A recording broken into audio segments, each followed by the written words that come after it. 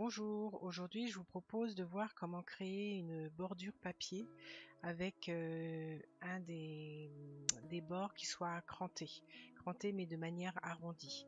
Donc je vous montre pour que vous compreniez mieux évidemment. Donc on va ajouter un calque, ensuite on va aller dans les pinceaux, on va choisir un pinceau dur. Donc soit vous l'avez ici, soit vous en avez aussi dans les pinceaux généraux de Photoshop. Vous allez choisir l'épaisseur. Donc l'épaisseur, ça vous permet, moi ça me convient, mais ça vous permet de faire des vagues plus ou moins importantes sur votre bordure. Je vous montre dans un instant. Et ensuite, vous cliquez sur ce petit icône ici pour pouvoir aller dans les paramètres de pinceau.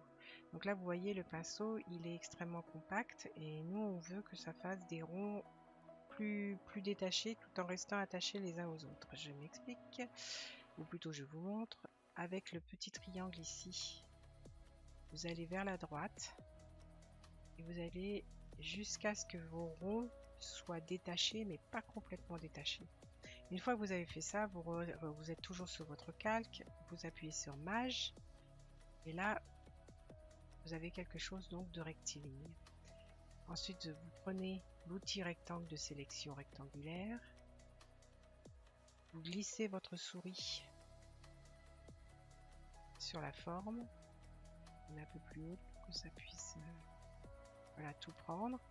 Et là ici vous faites Supr. CTRL D pour enlever la sélection. Et voilà, vous y êtes, vous avez votre bordure papier. Donc vous avez plusieurs choix ensuite. Vous pouvez changer la couleur. Donc vous faites CTRL et cliquez sur la forme pour pouvoir la sélectionner. Vous allez sur couleur, vous choisissez par exemple un rouge. Vous prenez votre pot de peinture et vous allez sur votre forme pour pouvoir lui donner la couleur rouge ou la couleur verte, comme vous voulez. Voilà, vous CTRL D pour enlever. Ça vous permet de changer la couleur. Ce que vous pouvez également faire, c'est ajouter du papier. Donc, vous allez chercher un papier qui se met au-dessus de votre forme. Clic de droit, créer un masque d'écrêtage. Et là, vous avez donc votre masque d'écrêtage et vous pouvez bouger votre papier comme vous voulez pour qu'il prenne le dessin du papier comme vous le voulez. Ensuite, ce que vous pouvez, pour aller un petit peu plus loin évidemment, vous vous remettez sur votre calque de la forme, FX, contour, et là vous pouvez avoir, donc un petit peu plus gros quand même, vous pouvez faire un contour comme vous le voulez. Vous pouvez avoir noir, vous pouvez choisir blanc, rouge, vert, ce que vous voulez, vous faites OK. Ensuite, vous ajoutez une ombre portée. Voilà.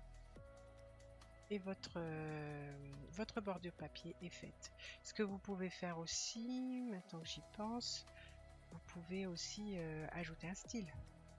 Donc on va enlever l'effet, on va enlever le papier, on va aller dans style. Et là, vous pouvez ajouter le style. Et là, on va retourner fixe, contour. Normalement, ça doit marcher. Si je retourne dans contour, j'espère.